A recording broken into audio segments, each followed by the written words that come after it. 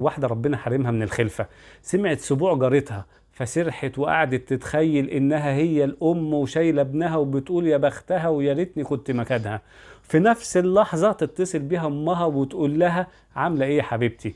قلبي واكلني عليكي، انت كويسة؟ اعملي حسابك انا جبتلك اكلة السمك اللي انت بتحبيها وهنيجي ناكلها معاكي سوا انا واخواتك. فتبتسم وتمسح دموعها وتحمد ربنا وتقول الحمد لله على كل شيء. في نفس الوقت جارتها اللي في السبوع شايله ابنها وسط اصحابها وعيله جوزها سرحت في امها وابوها الله يرحمهم اللي كان نفسهم يشيلوا عيال بنتهم، فتبص في وش ابنها الرضيع وتدمع عيونها وتقول الحمد لله على كل شيء. خليكم عارفين ان كل شخص واخد حقه في الدنيا دي بشكل عادل، في اللي واخد مال وفي اللي واخد بنون وفي اللي واخد وفي اللي واخد صحة وفي اللي واخد اب يكون سند ليه وفي اللي واخد ابن ناجح وفي اللي واخد زوج حنين وفي اللي واخد سعادة وقناعة وراحة بال. واحمدوا ربنا على النعم اللي انتوا فيها علشان يزيدكم.